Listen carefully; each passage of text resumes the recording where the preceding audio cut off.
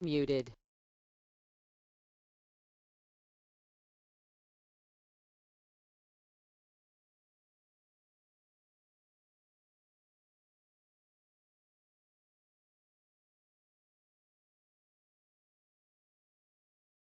Good afternoon, everyone, and welcome to the monthly webinar for the Western Center for Metropolitan Extension and Research.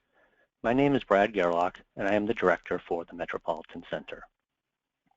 The center was established by the Western Extension Directors Association with funding from the extension programs of the University of Alaska, the University of California, Colorado State University, the University of Idaho, Oregon State University, and Washington State University, who hosts the center.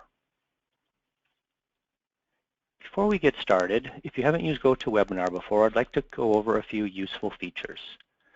The webinar will work best on your computer if you close the other applications while you are participating. On the menu bar, you'll see this blue screen button. This lets you toggle between the full screen and partial screen. If you want to view the webinar in full screen, go ahead and toggle that, but you'll need to toggle it again to enter a question in the question pod. The orange arrow will also open and hide your control panel. And you may enter questions at any point during the webinar in the questions pod. However, we will not ask them until the end of the webinar. This webinar is being recorded for viewing at a later date.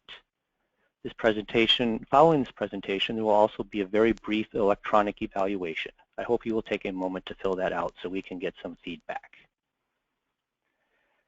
The Western Extension Directors established the center to increase the internal capacity of extension programs to address metropolitan issues and to elevate the stature and value of cooperative extension to external metropolitan audiences.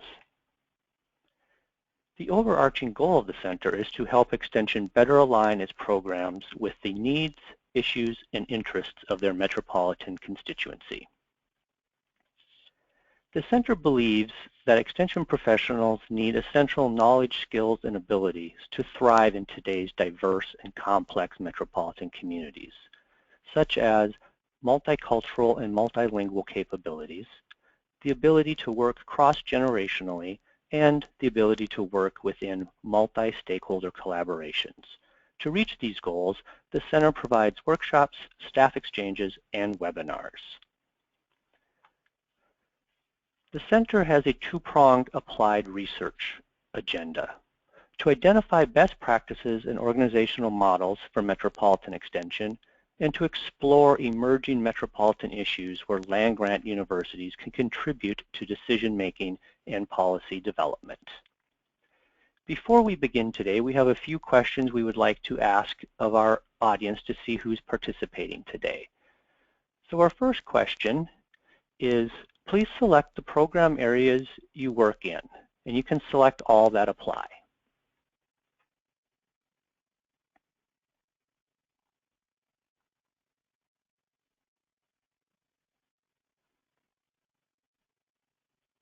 Okay, well, in just a second here, we'll go ahead and close this poll.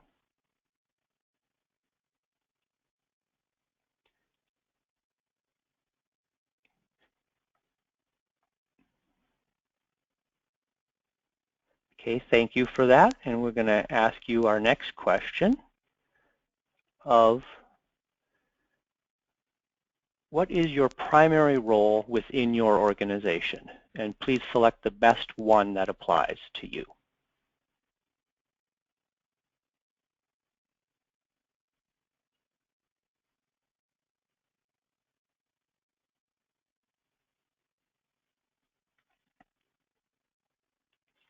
Okay, and we're going to go ahead and close this poll.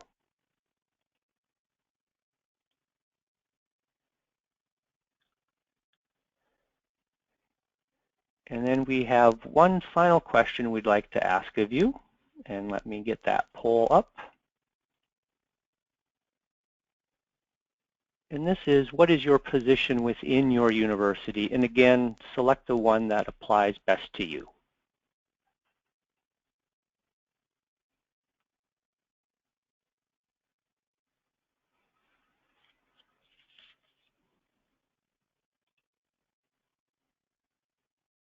We'll go ahead and close that poll.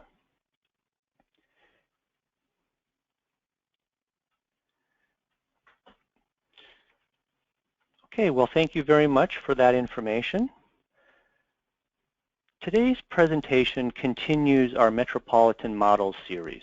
So far in this series, we've heard about sort of some significant additions to the Denver Cooperative Extension Office by adding the Hotshot and Dream Team component to their office.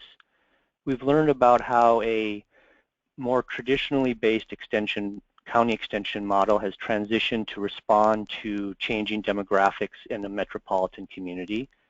We've learned how in Pittsburgh they have a university-led metropolitan center being established.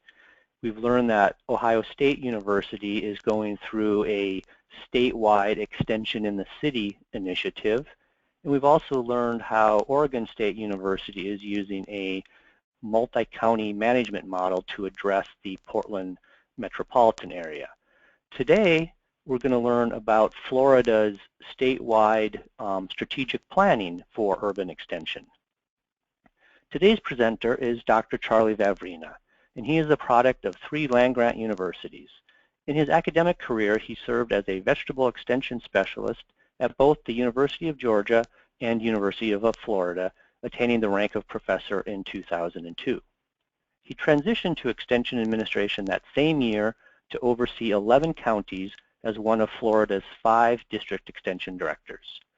His predominantly coastal district in southwest Florida includes the Tampa-St. Pete corridor and encompasses approximately 5.2 million people.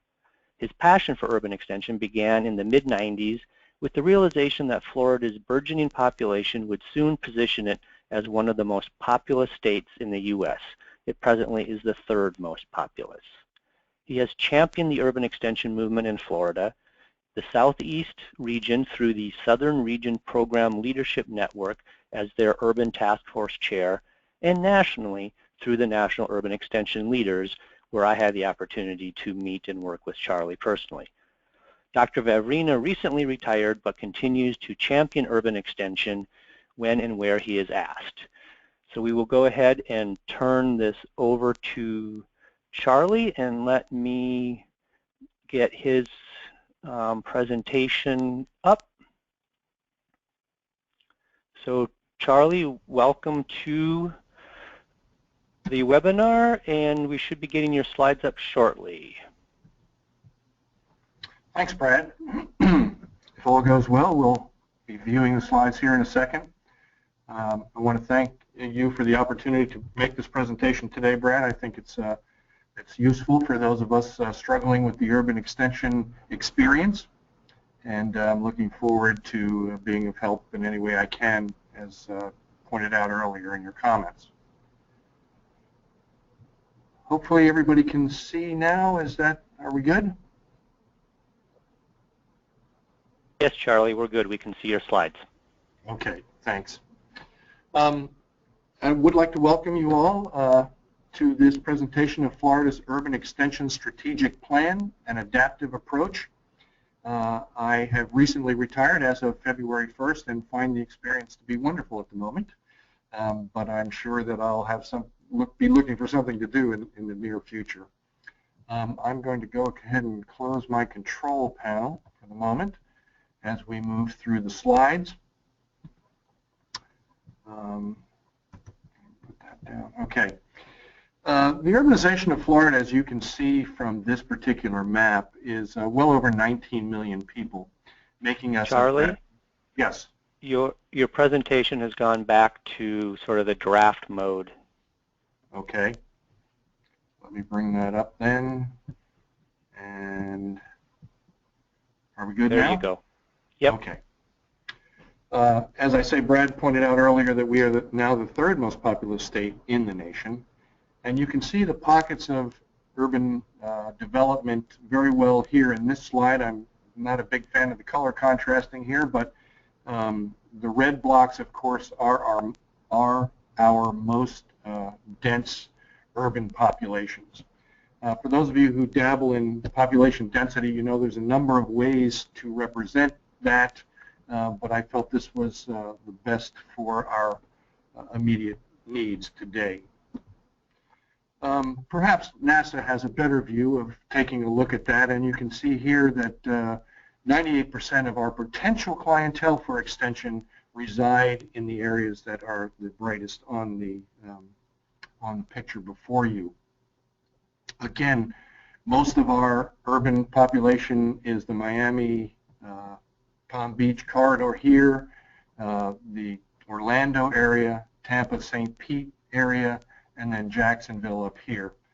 Smaller pockets, this is where I reside, actually down in the Fort Myers area, Fort Myers and Sarasota up through this area here. Florida's work actually parallels what's being done at the National Urban Extension Leaders Group, the Newell Group, which I was on the steering committee back in June 2015 when this white paper was put together for ECOP, has been looking through the literature and found the uniqueness of urban extension focuses on positioning, programs, personnel, and partnerships. We believe, it's a grassroots organization, that extension is positioned at both the national, state, regional, and city levels. Nationally, of course, because of ECOP's acceptance of this grassroots movement. The programs address a multitude of issues and priorities, but we're really looking down the road toward attracting, developing, and retaining competent talent for these very different programming areas. And then, of course, how extension collaborates to leverage resources for the collective impact. We don't always need to be number one, but collectively we can contribute greatly to an urban situation. As the Newell Group leaders suggest, that extension must have a substantial presence in cities and metropolitan areas. I think that's just common sense at this stage of the game. The future requires that we evolve in response to the demographic trends of urbanization, and the most effective way for urban extension to operate is in the partnerships, again, with well-developed other organizations that are already at play in those urban settings. Furthermore, the programming must begin to be more interdisciplinary in approach and work with a wide range of partners and a multitude of levels. The relevancy is found not solely in one unit of the land-grant university, but across the entire university. And the authentic professional development opportunities must be created to address the needs of extension personnel in these urban areas. So why urban extension in Florida? Florida has been transforming programming for urban audiences for a long time and creating new approaches and technologies to meet those demands. However, more structure is needed to deliberately and strategically adapt extension processes to meet and address the needs of urban populations. I want to speak to two words in these first two bullets specifically. Programming. We all know programming. It's what we do. Every time we mention extension urban, you want to stick programming on the end. But what we're looking at in Florida really is quite a bit more about the processes. The way I like to refer to this is programming is the work that we do, and processes is how we do the work that we do. The support behind the programming is something we've taken very little, a very scant look at in the past. But when we come to urban extension, it's a whole new ballgame, and we'll have to look at these processes in a different way. Additionally, as was pointed out by the Newell Group, urban extension efforts require the support of not just IFAS. IFAS is the Institute of Food and Agricultural Sciences, much akin to your colleges of agriculture, for example. But the whole university needs to be kept up with the state's changing issues, demographics, and population. Why urban extension? Let's just look at the money. Okay, here we have the Senate districts in the state of Florida, and you can see that the heavily populated areas all have many, many more congressmen in those areas than they do in the urban areas. I'm sorry, in the traditionally rural areas. That's a no-brainer. I mean, everybody knows that. But approximately 50% of our funding does come from our state legislature. So if we can't keep these guys engaged in what's going on in urban extension and to support it, in the long run we will lose. So our director, Dr. Place, when he came on board about 3 years ago, Nick Place, said that he wanted to see urban not as a separate function, but as a seamless addition to the rest of urban extensions programming. To build an urban platform that strengthens the whole. Hence, we hearken to the old adage that a rising tide floats all boats. He also indicated that he wants urban extension to be more determined, directed, and issues-oriented. We do issues-oriented programming in Florida, but it is not one of our major components in our urban areas. So looking at that, let me just go back quickly, looking at that is something that's becoming a very important part of our strategic plan. We were also asked to develop key principles or best management practices, which I think we'll be leaving to the Western Center since they've got an initiative in that. And to strengthen relationships not only with our urban counties, but our urban city administrations. This is something we have not done in Florida. To a certain extent, there's a few memorandums of understanding with cities, but by and large, we have not utilized that opportunity. Just want to give you a quick look at the, just want to give you a quick look at the task force timeline. It ran from August 2013 to September 2015, and we're not done yet. The Urban Task Force was given the charge at our annual conference for all extension personnel in August of 2013. It took us till almost June of 2014 to actually get to a point where we could have all the players that we needed at our Urban Extension Conference. From the conference, the Urban Extension Conference, we decided that a strategic plan needed to occur. In January of 2015, we began that strategic plan. Essentially, February through June, there was strengthening of the plan development. On July 14th, the steering committee presented the plan to the dean. And on September 29th through 30th, the extension leadership reviewed and accepted the plan. We called all of the extension directors, the program leaders, the district extension directors together, reviewed the plan, and made the decision to move forward with it. So I'm going to jump back just briefly to the Urban Extension Workshop, which kind of set the ball rolling in terms of actual productivity. It was, of course, used to identify strategies to move urban extension forward. We had 47 attendees from all the major urban areas.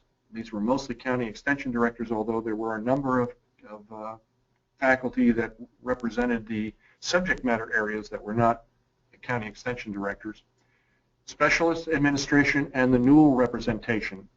We were very fortunate just prior to our meeting to have held the, I believe it was the second meeting for the National Urban Extension Leaders Program. They came down to Florida, and I would say about half a dozen of them stayed over to help talk about their experiences in urban settings with our group in Florida. It was a very eye-opening opportunity, and one that I would offer to you also to help set the minds of your folks working in urban extension programming. The process of the workshop itself, of course, looked at issues consideration and scenarios planning. There's a lot of brainstorming being done, and we came up with a number of steps, next steps to maximize the work that was accomplished there. The outcome of the workshop, as you can see here, we have our urban extension mission and vision, the urban extension goals, which we had previously put together our 10-year plan for extension, which we call the roadmap. And of course, urban extension was able to use all the tenets of the roadmap in its development. So it's, again, part and parcel of the same process, not separate but equal, for example. Urban Extension Guiding Principles, which you'll be able to see. We've posted on the website. Brad may talk about this a little bit later. The PowerPoint presentation that you're seeing before you. We have also put up the strategic plan along with the action items to go with it. And there's a briefing paper there which kind of describes the process to give you a little more information about the nuances of the process itself.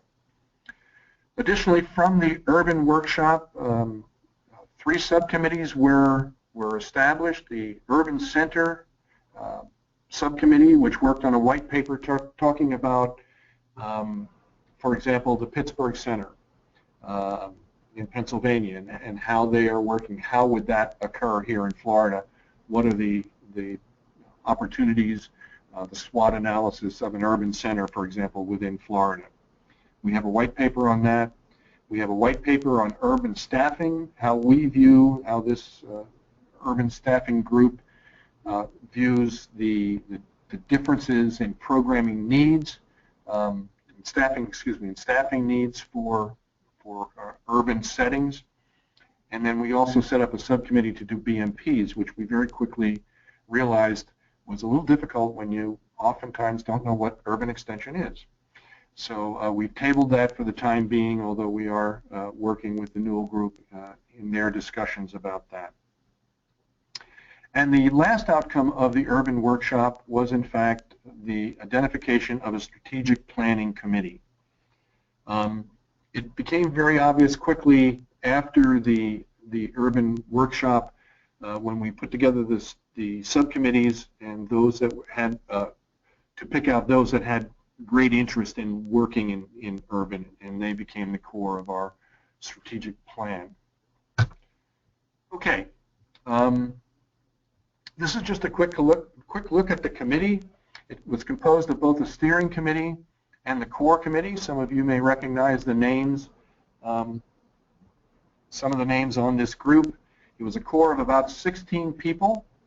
I cannot say that all 16 of us spent all the time with the committee. There was some comings and goings, as one might expect with our extension lives being as demanding as they are. But this core stuck together and really helped us move this ball forward. Okay. Nope, going the wrong way. Sorry. I've nope, still going the wrong way. Well, I'll tell you what's happened here. I'm sitting in a room and not moving enough, and the lights have gone out, so I'm trying to find my control. Okay, here we go. There we go. Okay, I keep my finger on the button so that way I can work in the dark. So after our initial urban extension workshop, we moved directly to the strategic plan workshop. This occurred in January of 2015. The workshop outlined the mission, goals, guiding principles, and essential elements, basically the component parts of our extension platform. We then began a Delphi process going back and forth on emails and voicemails, phone conferences to develop the key outcomes, all of which I'll speak about in a moment. We set in motion a homework assignment of weekly deliverables over an 8-week time frame. Very grueling time schedule when you look at your calendar and say, okay, when am I going to have time to do this? So I just wanted to point that out to you. That's a very difficult part. This is not something you do for a couple of days and go away and come back for a month or two later and then spend another few hours on it. It is a weekly affair, at least the way we approached it. We scheduled 2 additional face-to-face meetings for the completion of the process, and the plan itself, when rolled out, had 4 basic building blocks. The essential elements, which are the fundamental aspects of extension, there were 29 of those. We have key outcomes to pair with our essential elements, again, 29. Performance indicators, we'll explain a little bit about that in a second, but that's our ruler to measure our progress. And we had 116 of those. And then our action steps, which we referred to as alternatives for action, of which we had 70. It was interesting when we went to the dean after our first foray into the essential elements. We had about 35 of them And his comment to me was, can't we work that down to about 4 or 5?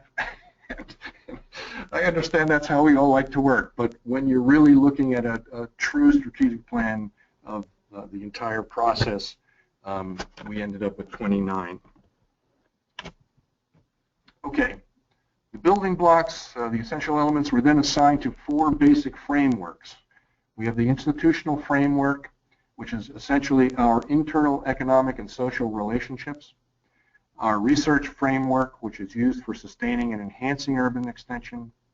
Our partnership framework for external economic and social relationships. And the implementation framework, which is our education, research, and technical efforts. Now, I want you to note here that of the 4 building blocks, only one talks about programming. The others all talk about how we do the business that we do. The institutional framework is very important. How do we get other units on campus to be engaged? The research framework, of course, is the most important thing for us these days, having just come through the recent recession. And the partnership framework is really a depth of partnering. It is not the usual partnering that we are used to in extension. We'll talk a little bit about that later. Okay. Some of the things we considered in the plan, whether overtly or buried down within it, are considered such as obviously the flexibility of subject versus subject matter expertise, and this is a big one. We focused a lot on the soft skills required to do a lot more facilitation in these processes rather than the hard subject area expertise that we were so used to hiring. Increased diversity, I think we've been talking about that for a long time, and this plan gives us an opportunity to do that. Visionary and creative leadership, also something needed in extension, at least in Florida. We're working down that pathway. Clientele accessibility. How do we get into our urban centers, particularly in Florida? Most of our county offices are located out on the fairgrounds, so we're out in the middle of nowhere in many cases, whereas our urban centers are going to need much more accessibility because folks just don't have the transportation to get to those points. The depth of partnering is gone into in great detail. Self-directed advisory councils, media relations and marketing, a big piece for all of us in extension on any level, and of course professional development to bring into the fold the needs of those folks that are programming in the urban areas. Okay, just going to go through a couple of elements of the plan to give you an idea of how this works out for us. Now, if you can imagine 29 of these arrayed in a line, we have the essential element, which is what we're focusing on, what we think is important. We have the extension resources framework, or the platform on which this is built. The key outcomes is where we want to be in anywhere from 5 to 20 years. And our performance indicators show low, moderate, good, and optimal levels of our ruler, for example. What we have done in this particular case, you see that this cell here is quite a bit lighter than the rest of them. This is where we, as the Extension Urban Strategic Plan Task Force, believe we sit at this moment. Okay, so right now we are looking at the essential element is the development of an extension plan. The key outcome is that we have a plan, and it is systematically linked to the University of Florida and IFAS mission. We have the low, moderate, and good performance indicators. We believe we're in the low group, which says that we do not have a management plan, and we want to move this to basically measure our progress in this particular element. We want to move to the moderate frame here, to a standalone management plan. That would be the first step. Of course, we want to get here, but of course, here is where we want to be. So the next thing that we would do is we would develop alternatives for actions. Here, of course, we talk about the year that we'd like to implement the action, the responsible party, and the capital cost. The strategic plan, and so this is our first alternative for action. In some cases there's one, in some cases there are many. As you remember, there were 70 alternatives for actions. But here we're strictly looking for a strategic plan for extension in metropolitan regions, is reviewed by the extension leadership team, and priorities and strategies are implemented. The implementation time would be the first year. The extension leadership team consists of the dean, the program leaders, the district directors, and we have the capital cost as none. In many cases in our plan, our capital costs are estimated because we're not really sure what they might be at this time. And that is part of the adaptive management, which we spoke to in the title of this presentation. On September 29th through 30th, we held a leadership team meeting, and the leadership accepted the plan. So for all intents and purposes, we have moved our extension essential element of having a management plan from we do not have one to we have a standalone plan. So now you can see this is only one partial movement toward the goal of having a plan that systematically links the entire university and mission. But it is a first step. So we can say to ourselves, okay, we're making progress here. Another element that we will speak to today is our needs assessment. This is part of our implementation framework. And our key outcome here is that we have a comprehensive, unbiased, research-based urban needs assessment to systematically collect and analyze information to determine research, management, and education needs are undertaken. Once again, we have the 4 criteria for the performance indicators. We again rank ourselves on the low end of this totem pole. Extension agents conduct pre- and post assessments for specific individual classes, but of course you realize that's, we can argue the point that that is an evaluation rather than a needs assessment, but for that subject matter area, that is a helpful measure. What we would like to strive for, at least in the early goings, is an extension education needs assessment in cooperation with our local partners. Again, something we don't do very often outside of our listening sessions with our stakeholders. The alternatives for action here, again, are the same, but we're looking for that IFAS in cooperation with our local partners and contracted services, possibly. That's a new nuance for us. We'll conduct a needs assessment to determine knowledge gaps and educational needs in both content and process to address issues in urban areas. Here, we have the Dean, Ag Ed and Communications, the Public Issues Extension Group, Center Directors, County Extension Directors, and District Extension Directors. This capital cost was $98,000 to bring on someone to help us with that at a research assistant level. It was approved in December of 2015.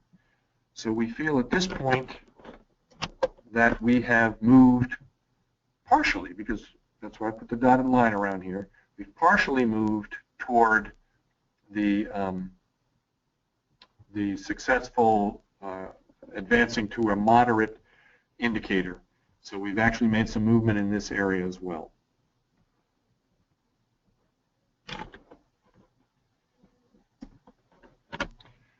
Okay, so overall, the Extension Strategic Plan identifies a series of measurable steps that guide activities and resources toward preset outcomes with a timeline for completion by a responsible person, party, or partnership. The strategic plan itself is best seen as a long-term effect. We're looking at the possibility of 20 years to get all of the pieces and parts done, but looking at that in 5-year increments so we can make sizable steps along the way. And it should really be an adaptable plan of action, not a static product. Again, that's why we look at the the adaptive approach here. We want to be able to use monitoring to see how we're moving in the process. And for every reaction, there's an equal and opposite reaction, of course. So we may do something that sets off a cascade of events that we didn't foresee. So by having a fluid plan, we're then able to step into our particular element, to our particular performance indicator, and say, okay, this has happened now. How do we address this situation? The process, of course, provides IFAS and its urban partners with an adaptive management capability to adjust decision-making as the urban complexion changes and outcomes from our actions and other events become better understood. We all know that urban settings have multiple issues and concerns, and these change all the time. You can just look at any agricultural crop anymore, and things just seem to happen overnight. So we're all adapting to those changes in our environment. The plan further allows for continuous monitoring, which we feel is extremely important. So many times strategic plans are done and then put on the shelf. And in this particular case, we want to be able to have a successful urban component to extension. So we're looking very hard at a continuous monitoring process. So Extension Administration has at this time committed initially, well, let me go to the title here first. So how do you eat this elephant? It's big, really big. There's lots of parts and pieces. And as everyone knows, the emphasis, the way to eat an elephant is piece by piece. So what we're doing from Extension Administration perspective is we have committed to initially focusing on 6 elements. First, of hiring specific staff. These will be project-oriented staff, so we'll be moving away from traditional subject matter areas. Now, I say that in one breath, and in the other breath, of course, it is subject matter areas that will be the core of how we address the answers. But we have to have our project-oriented staff who can facilitate and project manage along the way, something that we don't select for when we're looking strictly at subject matter. It'll be a UF-wide thrust, so we'll be engaging other departments on campus, and it will be looking to increase diversity and, of course, the legislative budget to help fund this. Funding a research assistant to oversee the urban needs assessment, as you could see in one of the previous slides, that has already been accomplished. The dean has seen fit to put $98,000 towards that, and this is a new day and age for Extension, and we're very proud of this movement. We also want to encourage the development office on campus. Everybody works with their development office to increase sponsorships within their counties and so on, and this is something that we'll be looking to have a real plan to go into various urban areas and work with those folks to recruit sponsorships. We're going to be looking at the logic model and how it applies to urban project management. I can hear you saying now, well, it's the same thing, but yes, but we haven't really used it in an urban setting before with a number of other partners. So this will be very challenging for us, but it is at the core of what we do in Extension, so we'll be looking for help in developing those. We also believe that expanding the overall advisory committee through recruitment and training is going to be extremely important in our urban settings. There will be much more diverse overall advisory committees, at least in Florida, where we will be utilizing a lot of our partners to help make decisions to address issues that are urban-wide, so not just within our land-grant university. And then looking to increase accounting support for our revenue enhancement efforts. This is all part of our resource platform for urban extension. So overall, the plan, is the ultimate tool to provide our urban constituencies with the same quality of service we have traditionally provided for our rural settings, but with an eye toward the specific needs, changing situations, and demographics in urban settings. In effect, it is a plan for all of Extension into the future. So, how am I doing on time, Brad? I I think we have a few minutes to do some questions. Yes, we have a few minutes for questions here, and to remind folks that you want to enter your questions into your chat pod, you may need to go off of screen maximization to do that. While folks are doing that, I do have a couple of questions that came in for you, Charlie. So the first one here is, all totaled, what is the estimate of the capital costs that you put together in your plan, and how are they distributed across year, and how much of that funding do you have secured to date? Oh, I wish I could answer that question. We, of course, as you saw there, we're looking for a legislative budget request. That'll be coming up in 2015 and in 2016 and 2017. We're looking at figures at the present time from $3.5 to $5 million for the personnel requests that we need. Budgets, as I'm sure for all of you, are tight, and most of our capital costs were laid out there just to give us an estimate of where we might go. So we haven't really taken a tally since, again, we don't know what many of those costs may be. I got an email, interestingly, this morning from a colleague that said, you know, we can't put together a toolbox for no cost. There are costs there. So we did, we have to look more critically at that. If I honestly feel if we were to give the dean a single figure of the total cost, it would probably shock him to death.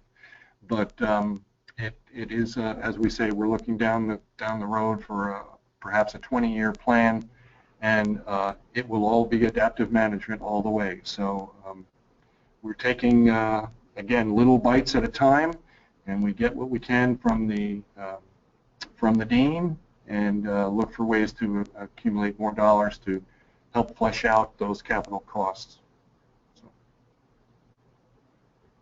Okay, and there was a follow-up question that came to that of, you had mentioned a legislative request for the funding. Is that the only place you're seeking funding, or what other streams of funding might you be looking for?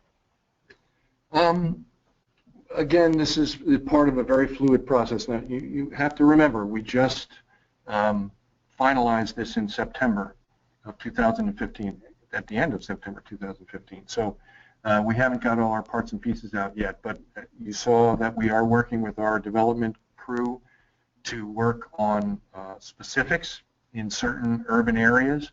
I can speak to that at this point, but we haven't really gone statewide with some of those concerns, so I don't want to jump the gun on the dean with that one. But and we'll be hoping to develop our partnerships. Now, we realize that our partners are scrambling for the same pots of money that we are, so I wish I could give you the silver bullet to take care of the funding, but it is it's right now it's sort of in limbo, but you know, at least we know where we're going, so we can make better stabs at it. Okay. Another question that's come in is, could you talk more about the baselining process you went through? Yeah, that was part of the Extension Urban Workshop, which occurred in June of 2014. It was a facilitated process. We had we have a program at the state level, which is the Natural Resources Leadership Institute, which we refer to as NERLI, and they came together and do you guys still have me? Hello? Yes, we do. Yeah, we can still hear you, Charlie. Okay, good. I dropped my PowerPoint presentation and suddenly I thought I was gone. So our NERLI graduates are very skilled in facilitation processes. They helped us with the process. We did a number of baselining issues, like, you know, what are the issues in your counties. We did SWOT analysis. We laid all those out in front of everybody. We talked about how we might be able to address some of those needs even before looking at the strategic plan. And so it was basically a facilitated conversation with all those that are county extension directors and do programming in urban areas, and the specialist administrative folks and administrative folks that support that kind of work. Okay. The next question we have here is, have you developed new position descriptions for your urban specific staff? We have not. We have some guidelines right now. We're starting to add additional things into our traditional, for example, in Tampa St. Pete, we still hire with traditional job descriptions. But we're now starting to add other pieces in there about, for example, the role of facilitators, being able to also go out and look for revenue enhancement, a number of other things. We've got a few different positions. We're starting to look at regional specialized agents to work in a region, obviously. Those have somewhat different wording. We're looking to recruit one right now as a water resources person. That's got somewhat different language in it, but we've been borrowing and stealing from all of our colleagues around the country as they develop their urban staffing job descriptions. So I would expect that nationally we will have some better vision for that as we get deeper into some of these hires. Okay, sort of a follow-up question or an expansion request on that is sort of, can you explain what the urban staff might look like, sort of in terms of degrees, subject matter, et cetera? Well, you keep asking me questions I don't have answers for. And I might add, I don't know if your system has tenure, and would they be tenure track or promotion track? Good point. Okay, to answer that part first, we're looking at all options. We're looking at short-term options. We're looking at tenure track options. We're looking at non-tenure track options. We feel in today's workforce we'll be looking more so in the future towards folks who don't want to spend a 30-year career with extension. We're also looking, as Rusty pointed out in his Colorado model, some of the hotshot approaches where we would hire somebody to come in and do some work for our counties in support of perhaps some departments on campus, et cetera, that we are not presently working with from extension's perspective, to do short-term projects, 3 to 5 years and be gone. So we are looking at a number of ways of staffing. What it would look like, again, it's a work in progress. We have a few folks around the state that are doing things that are quite different. That's a very vague statement, but for example, we have one in Pinellas County and St. Pete area that is an urban sustainability agent, and that person does a lot more of the facilitation type conversations with agencies, county government, and even some of our Sea Grant agents are doing the same thing, looking at sea level rise and so on. So there'll be, we'll look for some folks, as you say, as I say, would be more fluid in their approaches to things, looking at more project management and facilitation aspects, so that they can do a number of things. So today the project may be poverty.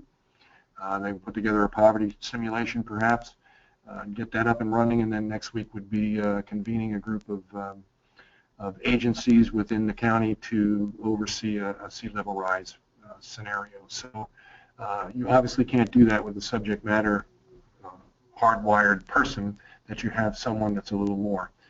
To allay the fears of those that feel that we're going to come in and get rid of all those folks in Tampa and put in a whole new group, that's not the case. We still are meat and potatoes programming from Master Gardeners, from our FNP and FNEP programs, SNAP-Ed. They're all hardcore programs that we will never lose. Our pesticide licensing, all the programs that we do today will continue to remain. So we're looking at just nuancing some of the different, the newer positions as they come on board. But again, it's a work in progress, and until they determine what's needed, we probably won't have a full job description to go to. Okay, you sort of started answering this next question, but it might allow you to go into a little more depth, is how have your initiatives been received by your urban agents or educators at this point? I think well, I can't say I think, I know the urban agents and urban CEDs in particular are thoroughly behind this. They have seen the need to change for quite a while now. We've been looking at an urban extension working group in Florida since the middle 90s. But this is the first time we've made a concerted effort to develop a plan and roll it out. Again, as I say, this is so new that it's hard, and it's a big elephant, so it's hard to look at the pieces and parts that would help. We do have a good rapport amongst the urban center director, county extension directors. They work together when asked, even by me. So I imagine when the dean puts a little more emphasis on it, it will work even better. But so far it's been accepted widely. There is the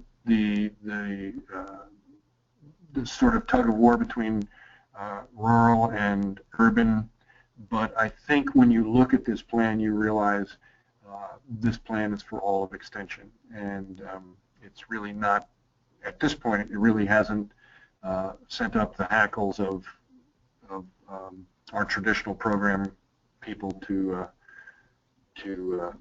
come out in opposition per se. So.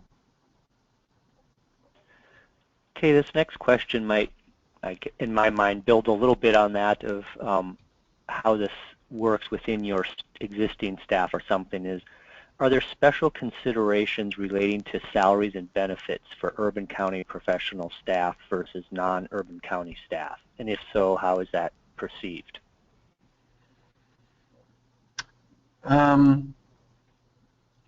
Within our salary model, we look at cost of living for across the state. So there is a compensation point for salaries when we're looking at someone that would live in say, Sarasota or Tampa, where the cost of living is extremely much higher than in other areas of the state. Now, I'm talking mostly about Sarasota and Tampa and St. Pete because that's been my district here in Florida, as opposed to Miami-Dade and Palm Beach County and Jacksonville, but the same occurs everywhere in the state, cost of living adjustment.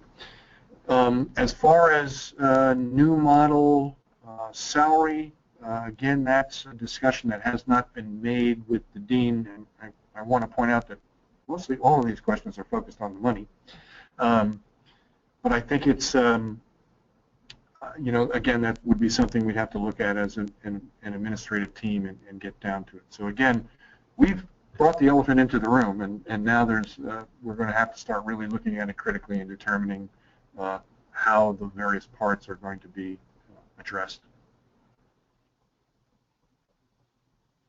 Well, maybe to stay a little bit with the money theme, the next question was, you mentioned city funding as a possibility. Have you seen certain programs or subject areas that city governments are more interested in supporting? Yes. In my district, I can speak to specifically sustainability. It was a big buzzword, has been a big buzzword with our counties in particularly St. Pete area. So they've provided funding to enhance extension there. In fact, I was surprised while we were going through the recession, Pinellas County was actually adding agent positions, which I think is a real feather in the cap of the county director there. Additionally, over on the east coast of the state, a couple of cities have looked into working particularly with our Florida-friendly landscape programs and our pesticide licensing programs. They've provided funding for those. And I'm not familiar with other areas in the state beyond those two, but again, this is an area that we need to be looking at critically for additional funding. Okay, and I think our final question that we have time for is, with your retirement, who is going to be the lead or champion for this in the IFAS system? And I don't think this is a plant from within the University of Florida system. Well, the job has been assigned to the new Extension District Director. So the person that took my role has been asked to sort of carry the ball here with the extension, with the Urban Extension platform. The steering committee has written a letter to the dean suggesting that there are 4 points that we feel are critical in order to make this happen, and one of them is to assign a person to do this. This is a full-time job. This is not another thing we can add to the plate in extension. So where that will go, I don't know, but we all know that eventually someone's going to have to take the lead here and move on. I did it as part of my job simply because of my my passion for extension, and I just made time for it. But with a new director having to learn the ropes and the learning curve being pretty steep, I think it's a big task to ask. All right, well, thank you very much, Charlie, for providing this webinar today and for everyone who was participating. This webinar was offered at no charge today through the support of the contributing members to the Western Center for Metropolitan Extension and Research. At the end of this webinar, we will launch a brief survey, and please take the time to fill that out so we can report back to our sponsors. The center does hold monthly webinars on the last Thursday of the month from noon until 1 p.m. Pacific time. Please join us on March 31st to learn about Washington State University's Metropolitan Center for Applied Research and Extension that has just launched. And for more information about other WCMER opportunities, you can check out our website or join our email list. And we also will be posting the materials Charlie referenced during his presentation on the website for his webinar, including the recording for this. Thank you, Charlie, again for the presentation, and from the Western Center for Metropolitan Extension and Research, have a great afternoon.